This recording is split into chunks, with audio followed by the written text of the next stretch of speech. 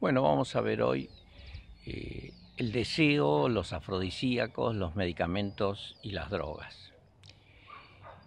En los fenómenos que habíamos planteado antes sobre la respuesta sexual humana, faltaba la participación en realidad del deseo sexual como componente básico previo al desencadenamiento de la respuesta genital que estudió Master, componente al que el psicoanálisis conceptualizó como libido. Master y Johnson comienzan sus estudios entonces a partir de la excitación erótica, sin incluir la necesidad de un estado de deseo para que el estímulo pueda desencadenar la respuesta sexual. Una persona sin apetencia sexual no responde al estímulo erótico. En los humanos hay un ritual de acercamiento erótico que se produce si ambos participantes del encuentro tienen activa su libido. Phil Donahue nos muestra las características del galanteo y los estudios que investigaron que tienen en común las distintas culturas en la comunicación erótica. A nuestro ritual lo llamamos galantear. La atracción comienza cuando nuestra energía erótica se desata. Durante las primeras miradas, ella hace como que no ve. La sonrisa de invitación es seguida por un darse vuelta y una tímida caída de ojos.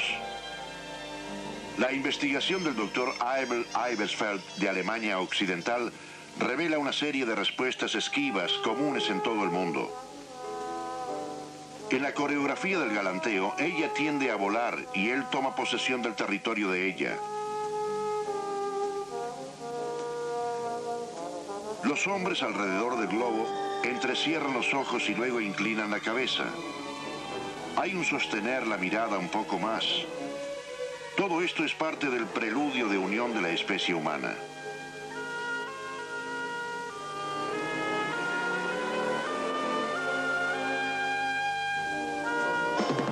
Este fue un tema que interesó mucho a Darwin y en su libro La expresión de las emociones en el hombre y los animales lo estudia preferentemente. Intentó él diferenciar entre expresión de emociones producidas por la cultura o aquellas producidas por los reflejos innatos.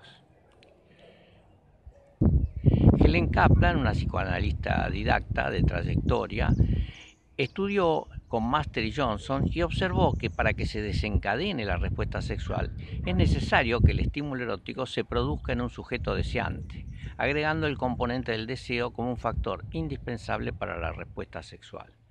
Este aporte modificó la llamada respuesta bifásica, convirtiéndola entonces, con el aporte de Helen Kaplan, en trifásica.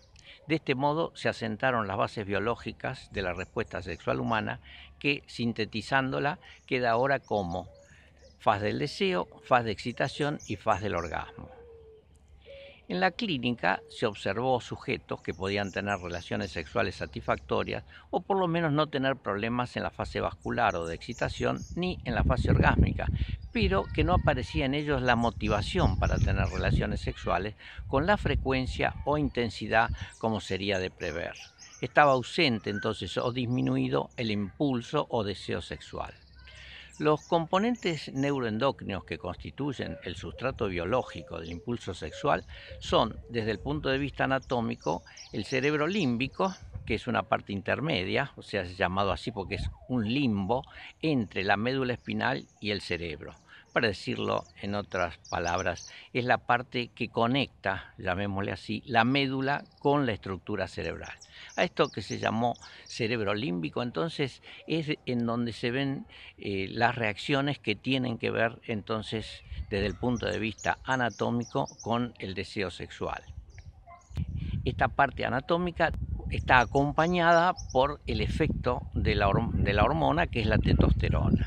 Esta parece ser la que cumple un papel fundamental durante el periodo prenatal y actúa hasta instalarse la sexualidad madura. Esto ocurre tanto en el varón en grandes dosis de testosterona como en la mujer en pequeñas dosis. Estos dos factores entonces son indispensables para instalarse el deseo sexual. Luego de la etapa puberal, una vez constituido el impulso y la necesidad de estimulación y orgasmo, la castración por traumatismo o quirúrgica puede mantener el deseo porque se mantienen los factores psicológicos y una mínima cantidad de testosterona que segrega la cápsula suprarrenal. La libido femenina también está relacionada con este aspecto fisiológico, pero con valores muy mínimos de testosterona, no demostrándose efectos de los estrógenos y la progesterona en el deseo sexual. En el sujeto sano y sin interferencias farmacológicas, los centros corticales cerebrales superiores son los responsables de la inhibición o facilitación de los centros medulares de la respuesta sexual. Por ello, humorísticamente se afirma que el principal órgano sexual es el cerebro. Los centros hipotalámicos, talámicos y límbicos reciben entonces por un lado la vía sensitiva, táctil, olfativa y visual y por otro los efectos inhibitorios o facilitadores resultantes del estado psicológico del sujeto, de sus deseos conscientes y de sus conflictos inconscientes. Por esta causa, en general, el dolor, el temor y el odio son inhibidores por excelencia del impulso sexual, excepto en algunos cuadros patológicos en los que estas vivencias se hallan erotizadas, como en el sadismo y el masoquismo. Por el contrario, la admiración, la confiabilidad y fundamentalmente el amor funcionan como facilitadores de esta respuesta. En cuanto a los efectos inhibidores psicológicos, se describen dos grandes fuentes, las causas remotas y las causas remotas u históricas o las causas actuales. Entre las remotas se encuentran conflictos en la fase edípica o predípica que se expresan como temor al castigo, a la humillación, a la castración, al abandono y a la locura.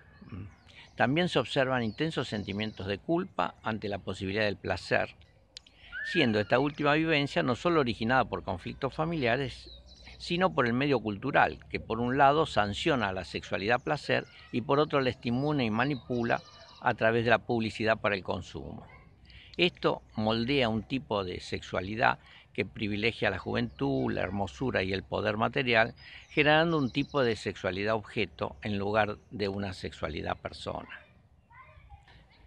Entre las causas inhibitorias actuales o inmediatas se encuentra el temor al fracaso, la exigencia en el desempeño sexual, la autoobservación y la falta de comunicación con la pareja.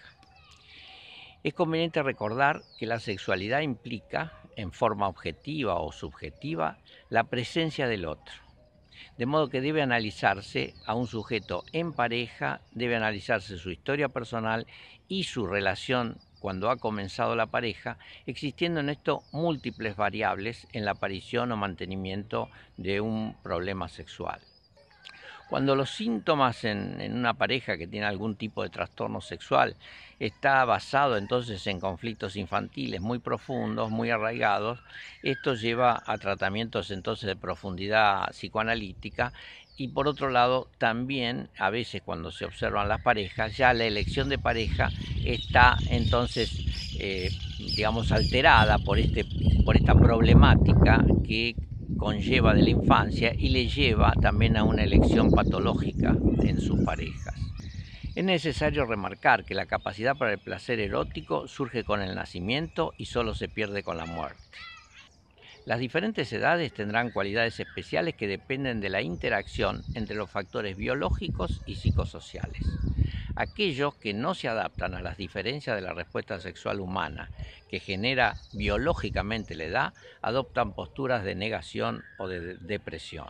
Lo que se ha descubierto es que cuanto más activa y placentera ha sido la vida sexual hasta los 35 años, existen más probabilidades de continuar con este ritmo en la vejez. La excitabilidad sexual, que es medida como la inversa del tiempo que media entre un estímulo sexual real o fantasiado y la etapa neurovascular, es decir, el comienzo de la erección en el hombre y la lubricación vaginal en la mujer. ¿Cuánto tiempo tarda entonces es la excitabilidad sexual entre que se percibe el estímulo erótico y comienza el genital a pasar de un estado de reposo a un estado de actividad? A esto entonces lo llamamos excitabilidad sexual y tiene su pico máximo en el varón entre los 17 y 19 años, O sea que en el varón entre los 17 y 19 años, cualquier elemento, un cimbronazo del tren, una frenada, cualquier cosa puede llegar a provocar excitabilidad sexual. En la mujer, en cambio, este fenómeno se da entre los 35 y 40 años. Estos desfasajes es conveniente conocerlos, es muy importante que lo sepan, de modo que no se conviertan en vivir como problemáticos aspectos que tienen que ser solucionados con un buen diálogo de la pareja. Porque estos desfasajes generan a menudo problemas en la relación de pareja. Es decir, la frecuencia de relaciones sexuales en el varón decrece paulatinamente desde la adolescencia. Al entrar la mujer en el periodo de la segunda mitad de los 30, el descenso de la actividad sexual del varón se suma al aumento de excitabilidad por parte de la mujer por causas fundamentalmente psicológicas, que tienen que ver en general con una mayor autonomía y menores inhibiciones en el orden social. Si la comunicación es fluida en la pareja, en el periodo de 20 a 35 años en el varón, el hombre se sentirá rechazado quizá, mientras que en el segundo, de 35 a 45, quizá le pasará esto a la pareja, porque baja entonces la excitabilidad de uno y está subiendo la excitabilidad del otro. Estas situaciones son planteadas en general y no necesariamente tienen que ocurrir en la forma descrita. Pero lo que casi seguro ocurre es que si no hay una buena comunicación en el vínculo personal y sexual, difícilmente se resuelvan conflictos que surgen en estas áreas, normalmente gobernadas por la vergüenza y el ocultamiento. Si bien en la época actual ya muchos de estos fenómenos se han reducido en términos de patología, llamémoslo así. Pero en nuestra sociedad moderna conviven mentalidades de la Edad Media, del siglo XX, del siglo XXI y de los siglos por venir. Es decir, somos una comunidad con muchísimas modalidades y enfrentamientos en la sexualidad con distintas variantes, entonces, que pasan del mayor conservadurismo todavía a la mayor actitud revolucionaria en relación al sexo. La mujer en la menopausia, si tiene fundida la sexualidad con la procreación, sufrirá efectos psicológicos deleterios sobre su libido. Se ha comprobado que la vida futura de la mujer menopáusica depende fundamentalmente de 4 factores: de que tenga autonomía, de la vida sexual previa que ha llevado, de su compañero sexual, si lo tiene, y qué calidad hay en esa relación de pareja, y de su salud física. La mujer, en su vejez, no es afectada normalmente por factores orgánicos, excepto lo que más se queja la mujer en esta edad es de la sequedad vaginal. Es decir, que logrando una lubricación que se puede hacer con pequeñas cantidades de estrógeno o simplemente con vaselina sólida, logrando esta lubricación normalmente no tienen mayores problemas en el resto de la respuesta sexual. El varón, en cambio, presenta mayores dificultades orgánicas. De 25 a 65 años, el 25% de los problemas de erección pueden ser por causas orgánicas, pero a partir de los 65 suben al 50% o más. Se ha comprobado también que los ancianos tienen mayor facilidad para hablar de su vida sexual que los médicos para escucharlos. El sueño y la respuesta sexual, vamos a ver ahora. La tumescencia apeniana nocturna, denominamos así a la erección espontánea del pene que se produce durante el sueño. Cualquier hombre sin disfunción eréctil física experimenta este fenómeno por lo general entre 3 y 5 veces durante la noche. Típicamente ocurre durante la fase REM de sueño, en inglés REM son las siglas en inglés, en castellano es MOR, movimiento ocular rápido, que se producen entonces en el sueño, y es entre 1 y 5 erecciones que se producen durante la noche y pueden durar entre 15 y 30 minutos. Un pene en estado flácido contiene normalmente sangre venosa, la cual transporta poco oxígeno. Al producirse la erección, son las arterias las que llenan el pene de sangre rica en oxígeno, que ayuda a revitalizar y a regenerar tejidos del mismo. Por tanto, estos sucesos rutinarios son necesarios para la salud peniana. En 1953 se descubre que estas erecciones, que llamamos tumescencia peniana nocturna, ocurren en un 80% durante la fase REM de sueño.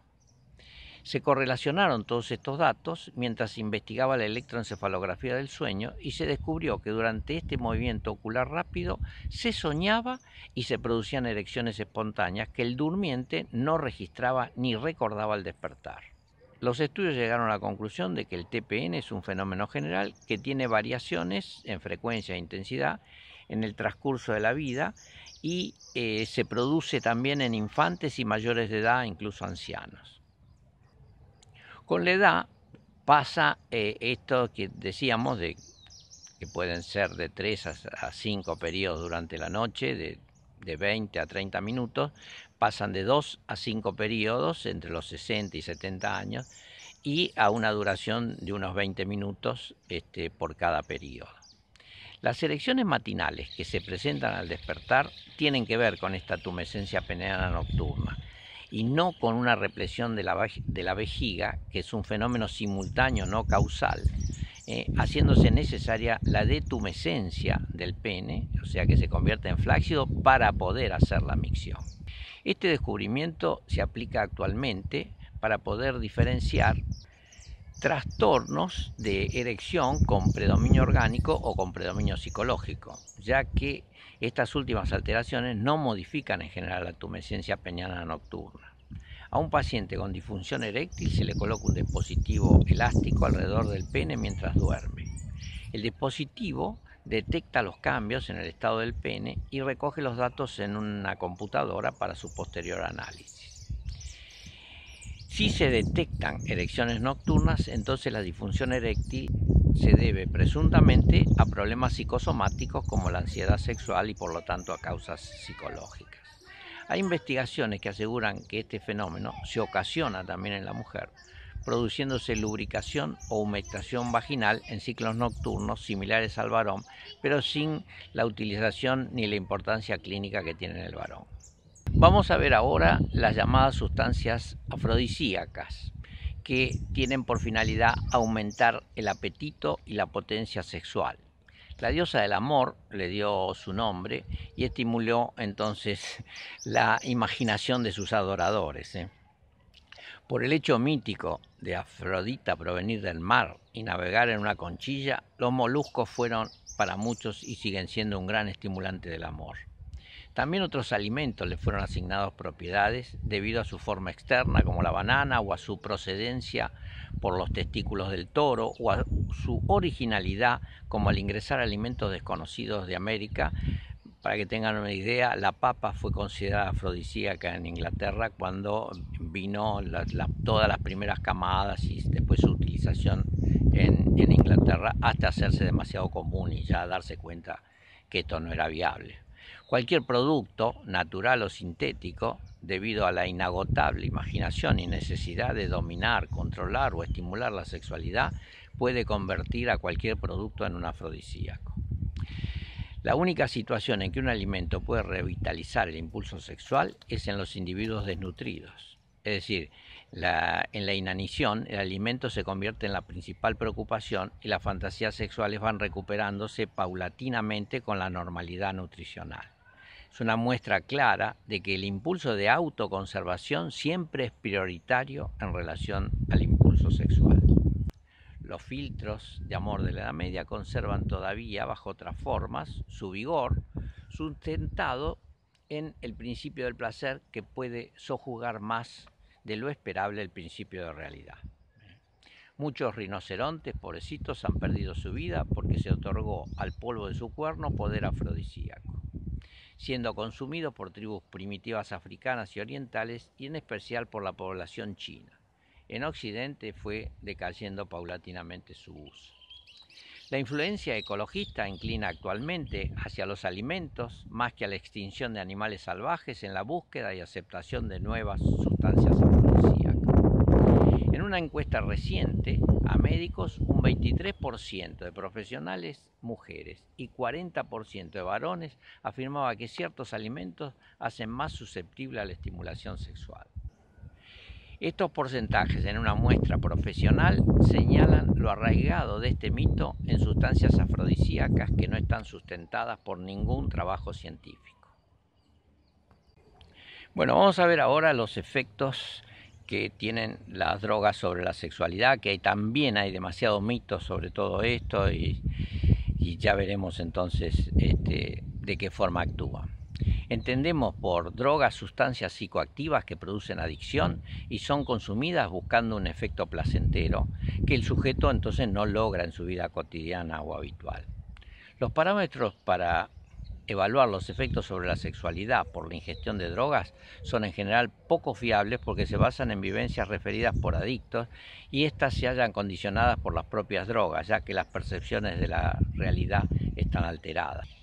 Las pruebas de doble ciego, que luego explicaremos para la evaluación de los psicofármacos, no pueden aplicarse de modo preciso, de modo que no es un campo confiable en el sentido de poder diferenciar lo subjetivo ligado a la sugestión y lo objetivo ligado a la observación imparcial del observador. Como ha dicho un investigador, la droga es una curiosa mansión donde uno encuentra lo que en realidad ha llevado. La politoxicomanía, cada vez más frecuente, hace más difícil su estudio como para poder conocer la dosis real consumida, por otro lado. La vivencia erótica más importante del adicto y que en general está ritualizada es la búsqueda y la incorporación de la sustancia en una sexualidad autoerótica y en la que sus acompañantes poco cuentan en general. Es conveniente remarcar que hay un consenso entre los investigadores. El efecto afrodisíaco de las drogas es uno de los mitos sexuales más difundidos. En los inicios de la adicción o en la ingesta ocasional de drogas, con dosis bajas pueden actuar como desinhibidoras psicológicas y facilitar la respuesta sexual si fue ingerida con ese fin, pero su uso continuo afecta de diversas formas la respuesta sexual, convirtiéndose paulatinamente en un anafrodisíaco, es decir, en una sustancia que disminuye la excitabilidad y el deseo sexual. Vamos a analizar distintas drogas como la marihuana, la anfetamina, la cocaína, los opiáceos y los alucinógenos. El alcohol será visto un poquito después que terminamos de ver estas drogas, porque tiene algunas características especiales. La marihuana, al igual que el alcohol, puede producir desinhibición, pero está ligada a que es el efecto buscado con la ingestión. En estos casos, el efecto sugestivo recibe un refuerzo positivo por el cual el sujeto, al no haber resuelto el problema inhibitorio de base, sino que solo pudo transitoriamente vencer un tabú, liga la droga a la posibilidad de relaciones exitosas y sella una dependencia peligrosa para el futuro. De modo que sí, en pequeñas cantidades, por eso poníamos como el alcohol, en pequeñas cantidades produce una desinhibición que puede favorecer la sexualidad, pero usada como solución para problemas sexuales, paulatinamente se va convirtiendo la adicción en más importante que la búsqueda propiamente de la excitabilidad sexual. Se le adjudica a la marihuana orgasmos de intenso placer debido a las alteraciones temporales que produce y a la amplificación de las vivencias. Se ha observado que el uso regular va sustituyendo estos efectos subjetivos excitantes por un paulatino letargo y una introspección en los elementos perceptivos que recibe. Se ha observado que el uso regular va sustituyendo estos efectos subjetivos excitantes por un paulatino letargo y una introspección en los efectos perceptivos y de conciencia que se reflejan en un progresivo desinterés sexual y la aparición de trastornos selectivos. Estos últimos fueron consignados por la Asociación Médica Americana luego de un seguimiento entre un grupo de fumadores habituales de marihuana y un grupo control. Acá sí tenemos una propuesta de investigación entonces más certera. Las anfetaminas y la cocaína se caracterizan sobre todo por ser estimulantes cerebrales muy potentes y al ser utilizados en forma inyectable pueden producir una erección prolongada, placer entremezclado con euforia, desinhibición y aumento de la agresividad. En general, el orgasmo puede ser difícil o imposible de lograr, lo que puede convertir paulatinamente la erección en dolorosa y la prolongación misma del coito en una situación de que va generando a su vez ansiedad. Por eso se afirma que los deseos eróticos se amplifican, pero las funciones sexuales se debilitan. Esta es digamos, algo así como el aforismo en relación a este problema. La vivencia de placer, debido a la dificultad orgásmica, se termina convirtiendo entonces en un problema y va generando nerviosismo, fatiga y pueden aparecer vivencias de persecución que pueden desembocar a su vez en agresiones que en algunos casos pueden terminar en homicidio. Su uso continuado declina paulatinamente, al igual que las otras drogas, el interés por la sexualidad en sí, siendo notorio en estado avanzado ya de adicción el nivel de desnutrición y los fenómenos paranoides y persecutorios que inciden ya después en el abandono de la sexualidad.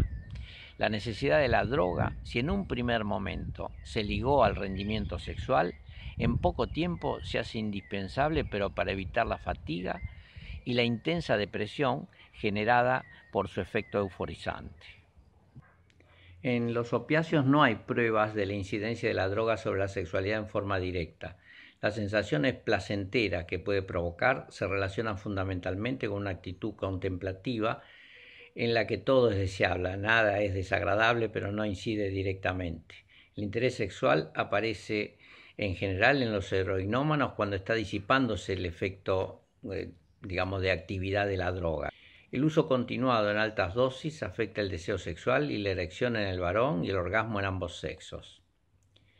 Entre los alucinógenos se encuentra la LSD, la mescalina, el DMT y el STP. No tienen como función específica la búsqueda en relación a la sexualidad. En general, entonces no es tomada como algo que favorece, o por lo menos los adictos no la usan para la estimulación sexual. El consumidor de LSD busca en realidad un mundo distinto. La alteración de las percepciones y de la conciencia de realidad produce ese nuevo mundo, con el riesgo que los efectos negativos, como el mal viaje, conviertan el paraíso buscado en un infierno. La droga aísla y no promueve la relación afectiva y el intercambio. En algunas oportunidades puede llegar a producir el MDA, usualmente conocido como éxtasis, que es una droga perteneciente a la familia de las anfetaminas, extrañas vivencias placenteras durante el orgasmo. Esto es lo máximo que se ha descrito.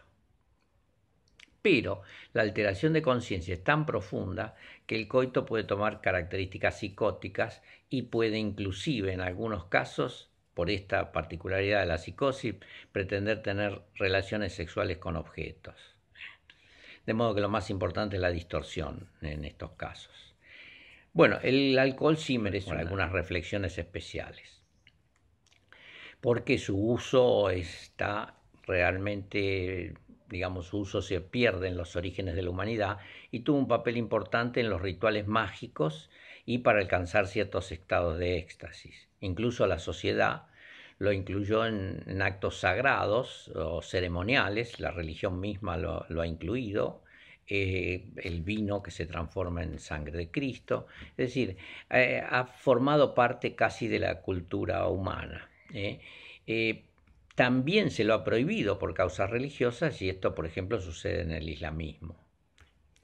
El efecto farmacológico del alcohol es la depresión del sistema nervioso central.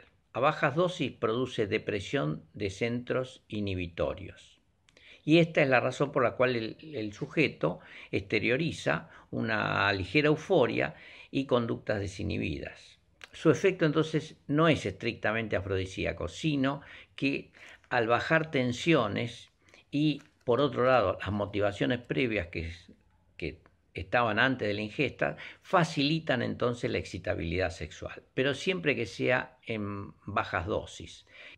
El alcoholismo ocasional puede aumentar las fantasías eróticas y estimular indirectamente el deseo. Este efecto suele ser más intenso en las mujeres que en los varones, quizá por tener mayores inhibiciones, no sabemos exactamente. Muchas mujeres con dificultad orgásmica dicen llegar más fácilmente al orgasmo con una baja ingesta de alcohol. En los varones el efecto puede variar desde una mayor placidez, que favorece la respuesta sexual en un eyaculador precoz, hasta aumento del deseo con dificultades en la erección o en la eyaculación. Los efectos facilitadores del alcohol que sienten algunos sujetos en su respuesta erótica, cuando es ingerido en forma ocasional, desaparecen si este uso es frecuente y tiene la finalidad de resolver la disfunción sexual. En algún momento entonces se convierten en inactivos en relación a este efecto deseado. Al ser ingerido entonces no en escasa cantidad, sino en mayor cantidad, no solo deprime el centro inhibidor, sino que disminuye la actividad global encefálica, disminuye los reflejos, produce vasodilatación generalizada y esto mismo es lo que hace que no se pueda producir después la erección. La ingesta prolongada afecta al hígado, puede producir una cirrosis alcohólica que acompaña de disminución de libido y testosterona sanguínea. La sexualidad del alcohólico crónico puede tornarse indiferenciada y con tendencias sádicas o agresivas. En estadio terminal, la libido solo se relacionará con la ingesta de alcohol y ésta se convertirá en una situación placentera. Será la única situación placentera que irá después teniendo en el transcurso de su vida. Las observaciones del personaje de Shakespeare en Macbeth resumen los efectos del alcohol. A los apetitos amorosos los provoca y los apaga. Provoca el deseo, pero impide la ejecución. Hay también estimulantes genitales, son sustancias que tienen la propiedad de estimular la vasodilatación de los órganos genitales por irritación del sistema genitourinario. No son placebos, es decir, no son sustancias que actúen por sugestión, sino que efectivamente producen la vasodilatación, pero por irritación, y pueden producir erección en el varón, pero sin deseo sexual, pudiendo la erección ser de tipo dolorosa también, debido a esta irritación. El alcaloide más conocido es la cantaridina, que es obtenido a través de un insecto, se llama cantárida, de ahí viene cantaridina, o mosca española. También la yoembina se utilizó como vasodilatadora y en combinación con la naloxona provocaba erecciones espontáneas en voluntarios normales, pero eran acompañados en general de angustia y malestar general.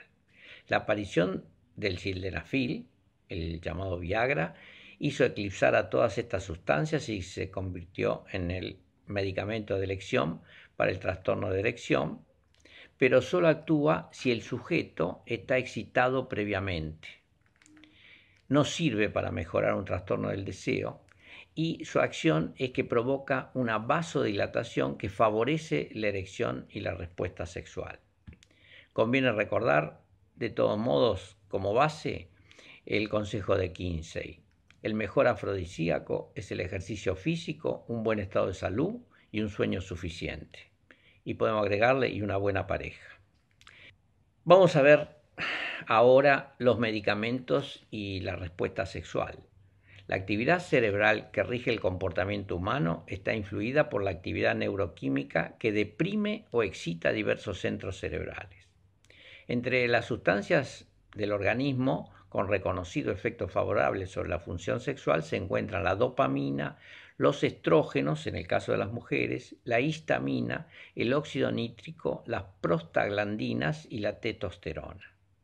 Se consideran en cambio sustancias desfavorables a la actividad sexual los estrógenos en el varón, no así en la mujer. Entonces en el varón los estrógenos sí pueden disminuir la actividad sexual, el cortisol, la progesterona, la prolactina, la serotonina y las hormonas tiroideas. Muchas de estas sustancias que he nombrado se estudian para ver si en casos, por ejemplo, de disminución del deseo sexual, no son la causa alguna otra enfermedad que no se haya detectado, puede estar produciendo el fenómeno de debilitamiento entonces en el deseo sexual. Los sedantes, hipnóticos y barbitúricos son en general de carácter inhibitorio sobre la sexualidad a nivel del sistema central y actúan de acuerdo con el estado previo del paciente. Si éste está muy ansioso, el sedante puede favorecer su desempeño sexual y mejorar indirectamente la libido y la respuesta sexual. Usado en dosis no terapéuticas o sin un proyecto terapéutico, producirá en general efectos negativos. Los medicamentos antidepresivos, que son realmente muy buenos los actuales, actúan indirectamente a nivel cerebral y el aumento de excitabilidad y la reaparición del deseo sexual, en el caso de cuadros depresivos, se produce con el mejoramiento del estado psíquico del paciente. Del mismo modo, un paciente hipotiroideo sin deseos sexuales entonces los recupera al remitir la disminución hormonal. La dificultad de evaluar el efecto farmacológico real sobre el estado anímico y diferenciarlo del efecto sugestivo dado por el solo hecho de ingerir el medicamento, que a esto se le llama efecto placebo, ha llevado a que se buscara un método para discriminar entre el efecto farmacológico y el efecto placebo. La primera solución a este problema fue dividir a dos grupos de pacientes con la misma sintomatología, por ejemplo, depresión de características similares, y un grupo de ellos recibiría el fármaco activo y otro un fármaco de apariencia similar, pero que no tendría acción medicamentosa. A esto es, como les decía, sustancia placebo. De este modo se compararía la evolución de ambos grupos y el porcentaje de mejoría y efectos nocivos.